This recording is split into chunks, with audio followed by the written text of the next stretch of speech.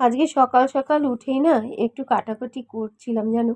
আর এইখানে দেখো, এই জায়গাটা এত অপরিষ্কার হয়ে আছে, কবে যে কি হবে।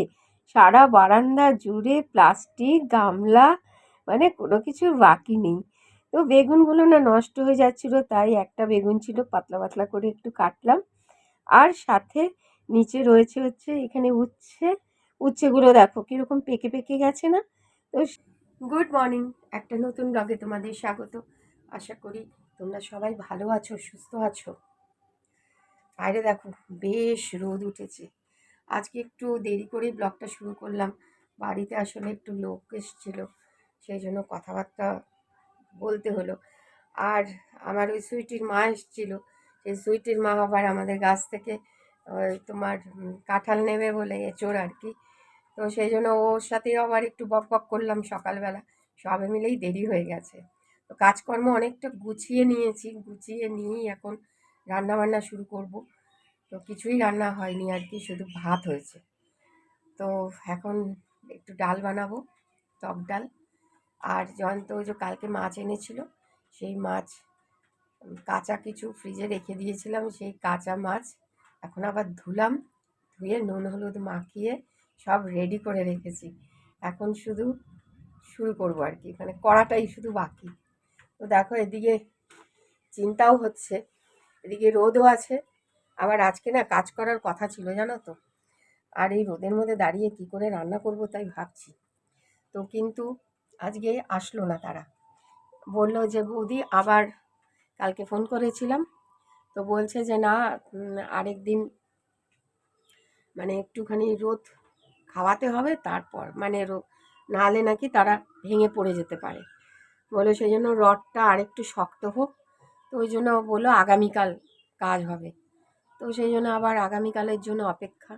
এখন ওই জন্য তাড়াতাড়ি রান্নাটা সারি, আবার কখন বৃষ্টি বাদল নেমে যায় তখন আবার খুব মুশকিল হবে। তো জানো তো এই দেখো মেঘ গুড়গুড় করছে, আবার এদিকে রোদও উঠেছে। তো ঘড়িতে এখন প্রায় 11টা 40। তো এইখানে শোল মাছ, শোল মাছ এনেছে, তার সেই শোল মাছটাই রেডি করে রাখলাম। এই যে শোল মাছ, তো কড়াইতে তেল দিয়ে দিলাম। আর এখানে একটুখানি আলু দেবো মাছে, আলু কেটে নিলাম। এই দেখো পাখি, ওই ওটা চড়াই না কি, দেখো ট্যাঙ্কিতে বসে আছে, খেলা করছে। এইখানেও আরেকটা পাখি ছিল জানো। বাহ, পাখির কাকলি চলছে।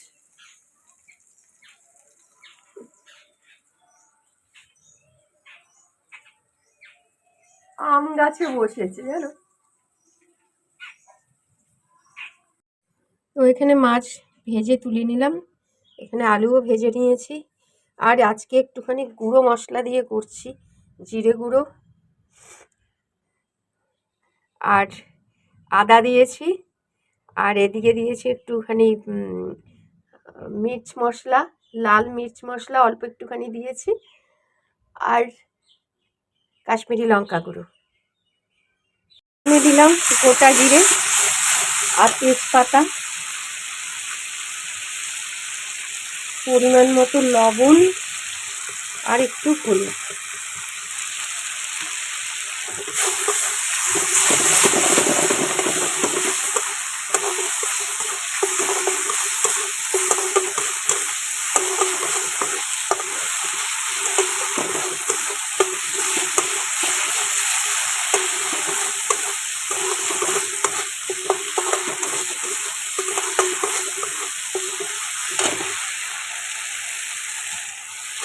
এবারে আলুগুলো দিয়ে একটু কষিয়ে নিচ্ছি।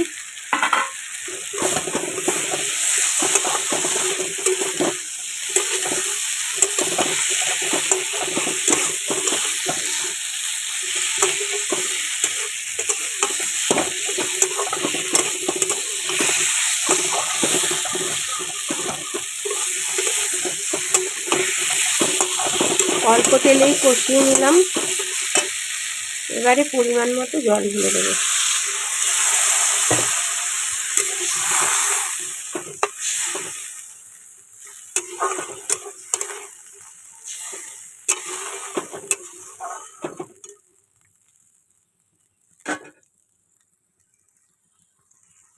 স্নান করে এলাম, ঠাকুরকে স্নান করিয়ে ফুল দিয়ে সাজিয়ে ভোগ নিবেদন করে দিয়েছি। আর মা বললো পাঁচালিটা মাই পড়বে, তো সেই জন্য মা পাঁচালিটা পড়ে নেবে, দেখতেই পাচ্ছ। আর এখন বৃষ্টি চলছে, বাইরে মুষলধারে বৃষ্টি হচ্ছে। ভাত, এখানে রাঙা আলু ভাজা,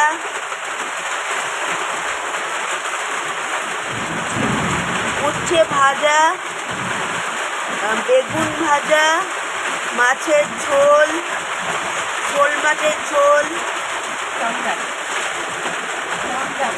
টক ডাল। আর এখানে বাবা শশা কাটছে, বাবারও স্নান হয়ে গেছে। আর মুষলধারে বৃষ্টি চলছে বাইরে, আর আমাদের দেখতেই পাচ্ছ ওখানে খোলা।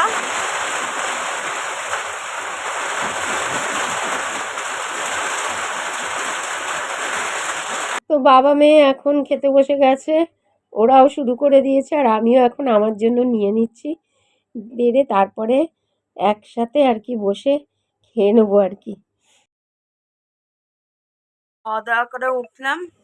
তো হঠাৎ করেই একটু বেরিয়ে পড়লাম। তো বৃষ্টিটাও এখন থেমে গেছে, এক দাদার বাড়িতে যাব, সেই বজবজে একটু গ্রাম্য গ্রাম্য ভাব আছে। তো এখন অটো করে আবার আমার সাথে আরেক বৌদিও রয়েছে সাথে, দুজনে মিলেই আমরা বেরিয়ে আজকে এক দাদার বাড়িতে এসেছি। উনি এখানে না সব কিছু বানায় জানো, তো এত ভালো লাগলো ভদ্রলোকের। এই ইলেকট্রিক সাইকেলটা উনি নিজে বানিয়েছেন, এত ভালো লেগেছে আমার দেখে। তো এইখানেই ওনার সব কাজকর্ম হয়, এবং উনি সাথে সাথে এইগুলো উনি বানান। এই জলের ট্যাঙ্কির সাথে আপনা থেকে জল উঠবে নিবে এইগুলো। আবার সাথে সাথে উনি আবার একটু গান বাজনা জগতের লোক, একটু সিনথেসাইজার বাজান। আমার তো দেখে এত ভালো লেগেছে, খুব সুন্দর। এই দাদার ঘরবাড়িও এত ভালো, এবং দাদা মানুষটাও খুব ভালো। বাহ, কি সুন্দর সোলার প্যানেল। এটা বোধহয় উপরটা। ও আচ্ছা, এটা নিচটা। ও আচ্ছা,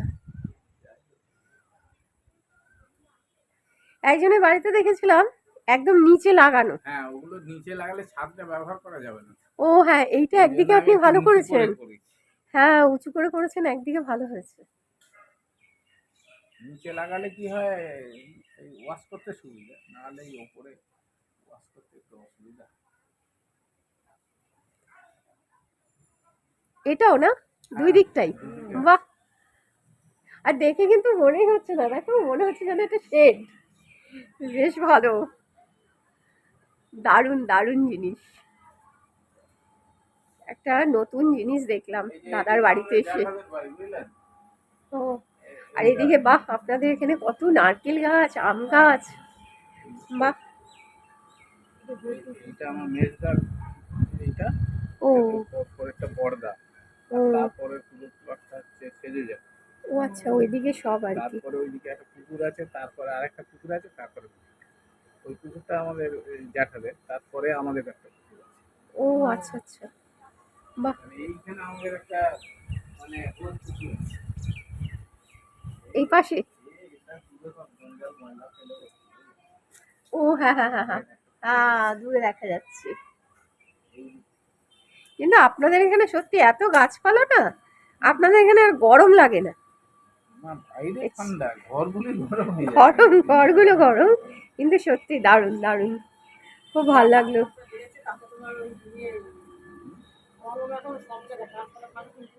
দারুণ, এই উপর থেকে বাহ, বেশ পুকুরটা। হ্যাঁ, ও আচ্ছা আচ্ছা, এই বাইকটাই ইলেকট্রিক বাইক। বাবা দাদা কি সুন্দর, মানে সত্যি আপনি অসাধারণ গুণী মানুষ। ও আর এইটাই এইখানেই থাকে আপনার এই গাড়িটা? ওইখানে গ্যারেজ আছে, ওই নারকেল গাছটার জন্য আর ঢোকানো যায় ও না। হ্যাঁ হ্যাঁ, ওইখানটা ঢোকানো যায় না। ফলন্ত গাছ। কেটে দেওয়া সত্যি হবে, কথা, ফলন্ত গাছ কাটতে খুব মায়া লাগে। মায়া লাগে। আমিও একবার কেটে দিয়েছি না, আমারও বড় কষ্ট ফলন্ত গাছ কেটে দিলে। আগে আমার ওই কুয়া থেকে জল আসতো, ও, এখন আমাদের জলের লাইন করে দিয়েছে। আমাদের এই জলই মানে সাপ্লাই বাহ, ওয়াটার, আন্ডারগ্রাউন্ড রিজার্ভার আছে। কি হাওয়া দিচ্ছে, দারুণ হাওয়া বর্ষা দিন দিচ্ছে। জল না দিলে আমার রিজার্ভারে যা জল থাকে। আমফানের ঝড়ে? হ্যাঁ, এই সেখানে তারপরে দুবারে মেজার পরে আমি ওদের ছাদ করে দিই। এইখানে সোলার প্যানেল এই দিক থেকে দুটো আর ওই দিক থেকে দুটো, হ্যাঁ, 4টে সোলার প্যানেল উড়ে গিয়ে সেই ওদের ছাদে গিয়ে। আবারও মেঘ কালো করে এসছে, তাই তাড়াতাড়ি করে আর কি দাদার বাড়ি থেকে বেরিয়ে পড়লাম। তো ওনার আপ্যায়নের শেষ নেই, মিষ্টি মিষ্টিও খাওয়ালো। তো এখন আমরা অটো করে এখন বাড়ির পথে চলেছি।